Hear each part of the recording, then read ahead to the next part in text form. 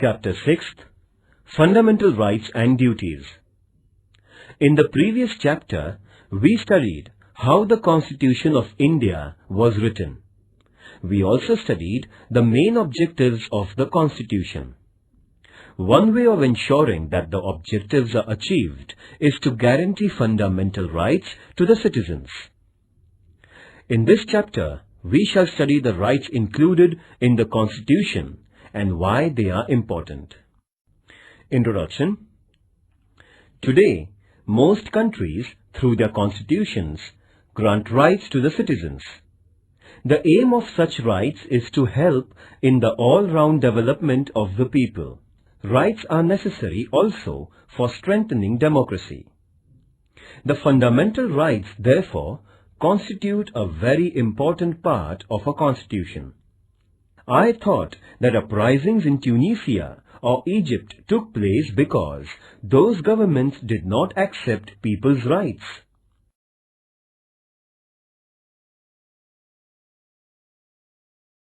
A. What is a right? When we say that a person has a right, we mean that the person can engage in a certain act and that others accept that behavior. Having a right also means that the person can expect specific behavior from other persons and from the government. Thus, rights can come into being only when other members of society and the government accept certain obligations. You must have seen that there is a silence zone near hospitals. This is a regulation local authorities declare that you cannot blow horns while passing through the silence zone. This regulation comes in the backdrop of a socially accepted idea that patients in the hospital need silence and that they are entitled to rest and recuperation in peace. Thus, the patient's claim to rest is accepted by society, and then a regulation is made to enforce that claim. Society accepts various such claims mainly when they are seen as reasonable. In other words, rights require in the first place an agreement among members of the society over what are reasonable claims of its members. Then, it also requires legal provisions for ensuring the rights. Such legal provisions include limits on the powers of the government.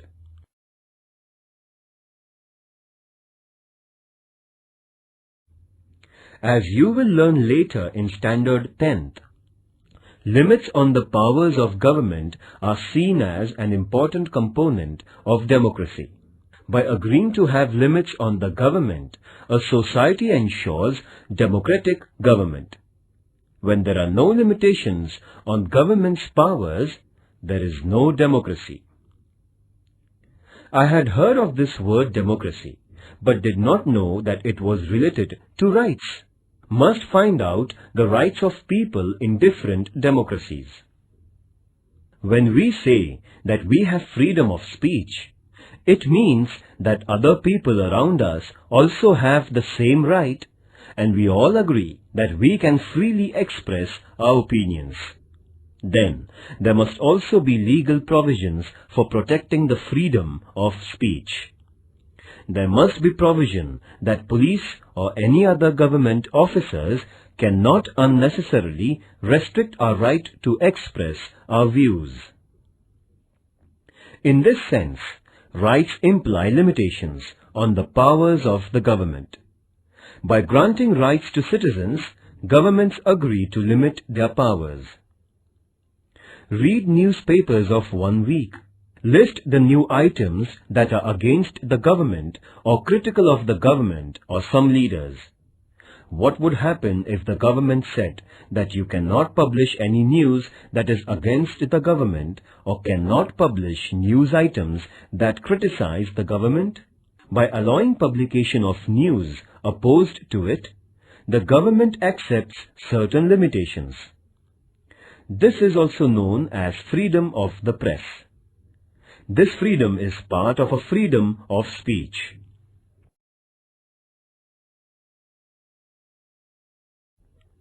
But granting these rights was not an easy or straightforward process. In many countries, people engaged in struggles with their rulers for long periods before they could get their rights.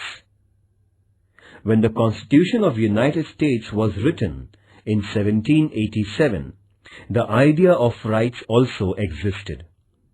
But that Constitution originally did not mention any rights because makers of that Constitution felt that rights are already there and do not need mention in the Constitution. But on the demands of citizens, a Bill of Rights was subsequently included in the US Constitution, that is, in 1791. Since that time, it has become customary to include rights in the Constitution of a country. The Constitution of India includes a detailed list of rights. These are called fundamental rights. This means that these rights are of fundamental importance. They are so important that the government cannot take away these rights.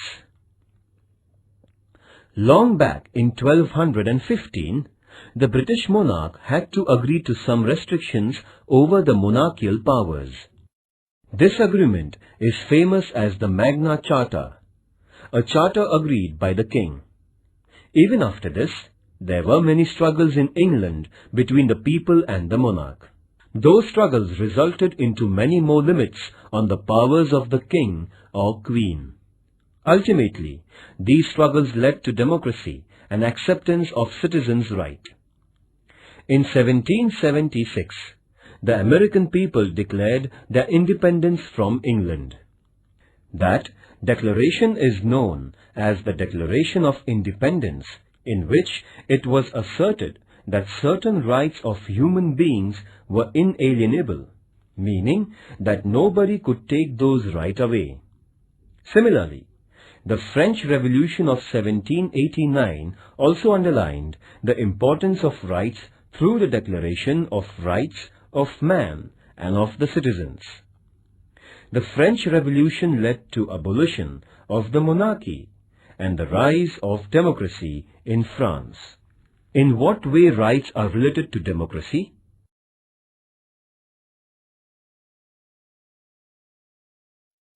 Educational and cultural rights. India is full of diversity. People in a country speak different languages, follow different religions, adopt different cultural practices, and celebrate different festivals. This is possible only when we do not force people to give up their own cultural practices and adopt the culture of the majority. In every part of the country, some cultural or linguistic groups will be in a minority. Do they have to follow the culture of the majority? Freedom means that minorities should be free to adopt and practice their own culture.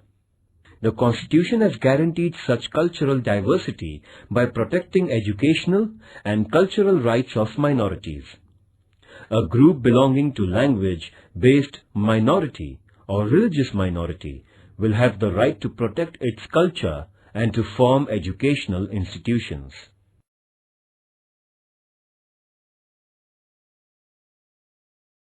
B. Are fundamental rights mentioned in Indian Constitution. Even before India became independent, our leaders were aware that a future India must respect rights of citizens and that there must be a guarantee of those rights. When India was under British rule, Motilal Nehru, who was president of an all-party committee, demanded that the government must adopt a Bill of Rights, that is, in 1928. Before Motilal Nehru, Lokmanya Tilak had declared that Swaraj was my birthright. And before Lokmanya Tilak, Mahatma Phule had recognized the importance of education and equality as rights of human beings. These ideas form the origin of our rights today in free India. There is a separate part of the Constitution of India where fundamental rights are mentioned. These fundamental rights include liberty, equality, right against exploitation, right to freedom of religion, cultural and educational rights, and right to constitutional remedy.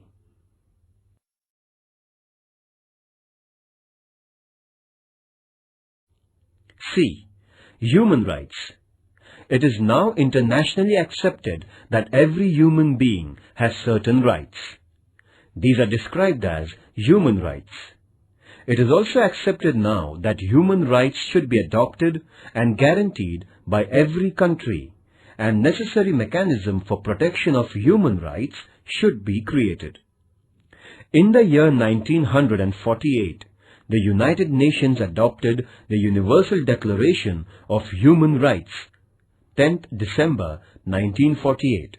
This day is celebrated every year as Human Rights Day.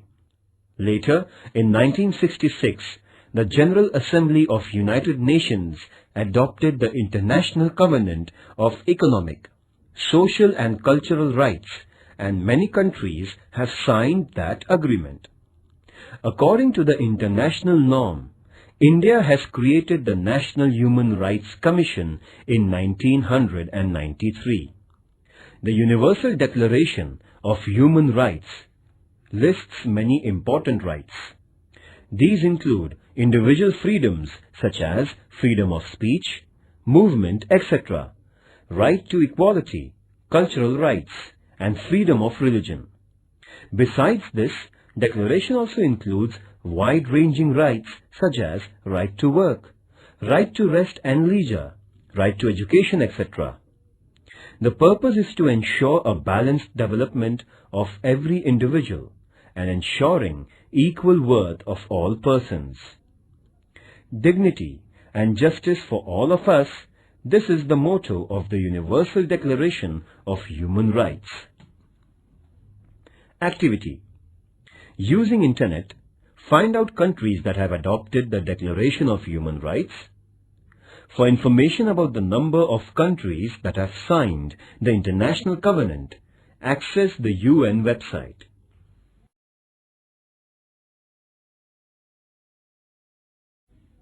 D. Citizens' duties. Why can't we have only rights and no duties? It is often said that rights and duties are two sides of the same coin. Do you know what it means? Let us take an example. Right to equality means that men and women must have equal status and equal treatment. Does this happen in real life? Unless all members of society respect this right and fulfill the duty of treating women as equal, this right will never fully come into being. Therefore, it is the duty of every citizen not to engage in domestic violence against women and to oppose ill treatment of women, because women are not treated equally and practice of female foeticide is prevalent. Is it not a duty to respect women as equal citizens? You will now understand why duties are important for the fulfillment of rights.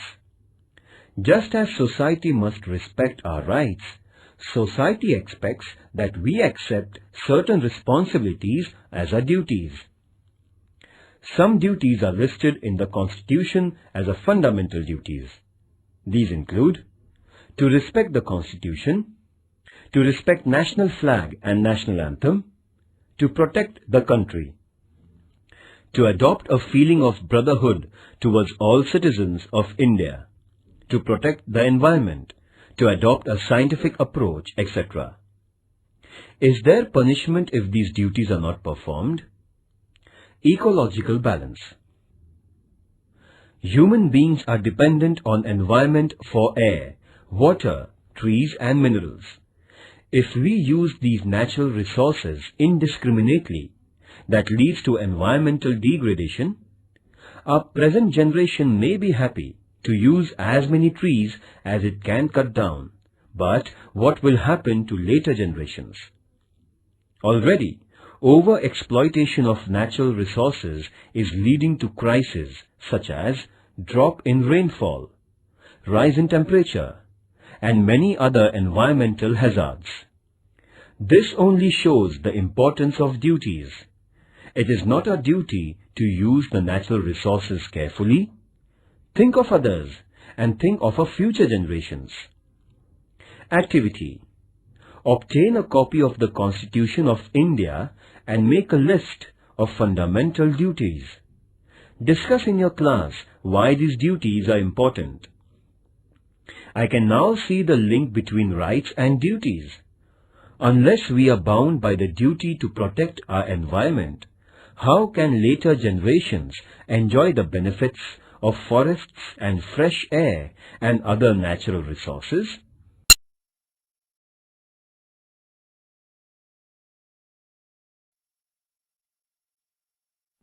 Right to equality. Democratic government means that the government is not arbitrary. It works according to rules and regulations. But what if rules were only applied to some people and not to some others? It would still be an arbitrary government. Therefore, there must be the same rules for everyone. This is the principle of equality before laws. Our Constitution guarantees that all persons will be treated equally by the government. Equality means that persons will not be treated differently just because of the gender, religion or caste, etc. Right to equality also means that everyone will get equal opportunities. Remember that there are many inequalities in our society, and to remove those inequalities is the objectives of our Constitution. Therefore, it is the responsibility of the government not only to treat all persons equally, but to implement policies that will bring equality in our social relations. You may have heard about reservation of seats in school and college admissions for women or persons of weaker sections. This is an example of government's efforts to bring equality. Right to equality does not mean only equal legal treatment. It also means that groups which are backward and traditionally discriminated against must get the opportunity to develop themselves and become equal in the true sense. Thus, right to equality puts a responsibility on the government to remove injustice and inequality.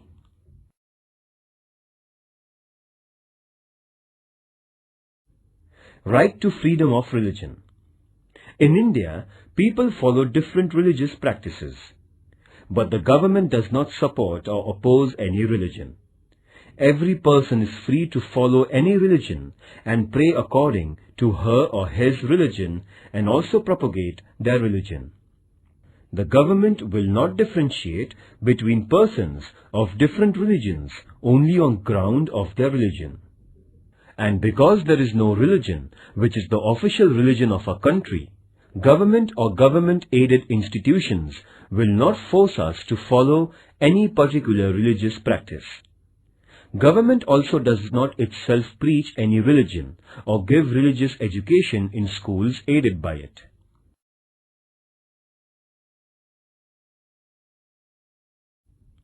Right to information. Similarly, the right to information is now enforced, though it is not part of our fundamental rights. Citizens cannot judge the government if they do not have enough information. Therefore, of late, it has been accepted all over the world that democracy means citizens' right to get the information from their government. This is known as the right to information. After the efforts of the senior social activist Anna Hazare and his followers, right to information was passed by the Government of India.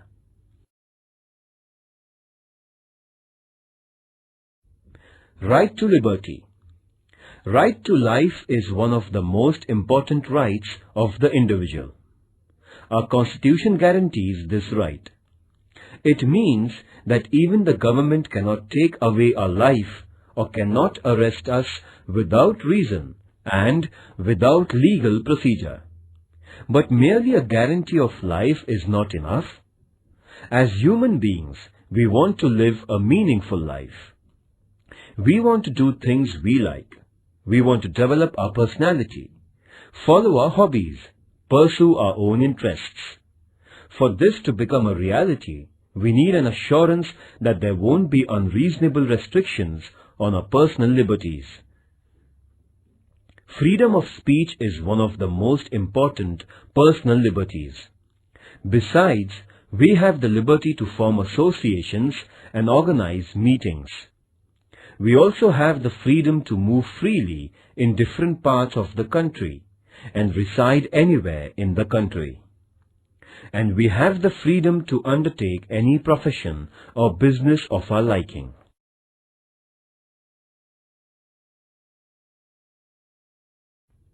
Right to constitutional protection. So far we listed the rights guaranteed by the Constitution. But what do we mean by guarantee? If our right is violated, we can go to the government for protection. But what will happen if some officer or the government itself violated or did not respect our rights? In such situation, we have the right to move the courts. This is also called as right to constitutional remedy. Court will decide if the government has wrongly interfered with our rights, and if so, ask the government not to do so. Judiciary is the protector of our rights. This provision makes our fundamental rights truly guaranteed. First, what is the importance of right to equality? Second, why is the right to constitutional remedy the most important right? Activity. Imagine we had right to liberty but not the right to equality. What would be the result?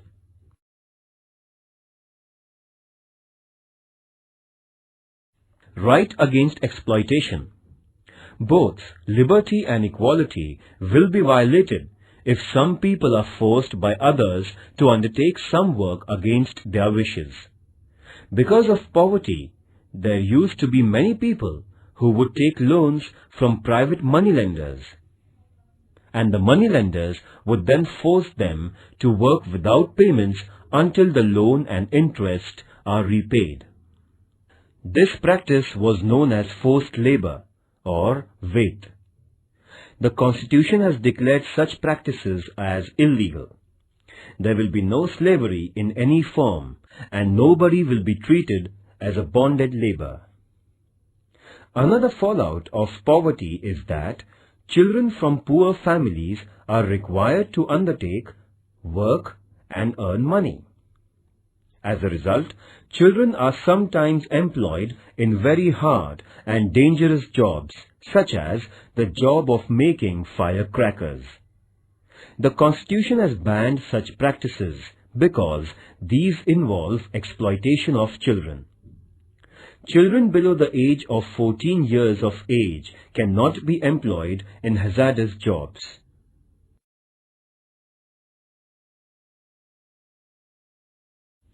Positive and negative rights.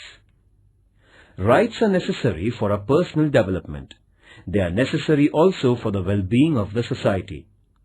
Rights ensure that weaker and backward sections of society get opportunities to improve their condition.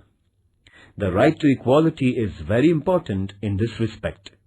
Thus, some rights are limitations or restrictions on the powers of the government, while some rights mandate that the government adopts policies for the well-being of weaker and needy sections. In this sense, rights are responsibility of the government and the society to make sure that various services and facilities reach all sections.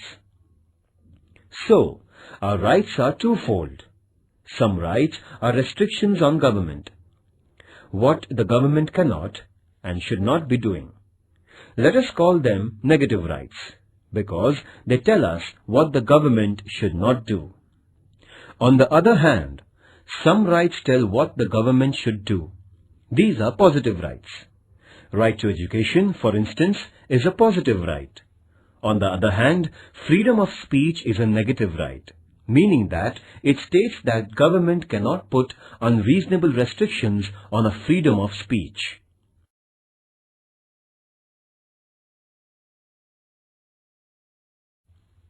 Other rights. The idea of rights does not stop only at fundamental rights. For instance, we know that citizens of India enjoy the right to vote. This right is not listed in fundamental rights, but it is part of our constitutional rights. Even after the Constitution was written, the scope of our rights has been expanded. For example, we now have the right to education. Under this right, all children between the age of 6 and 14 are entitled to education. Activity. Collect the information about right to education. Discuss in your class the importance of right to education.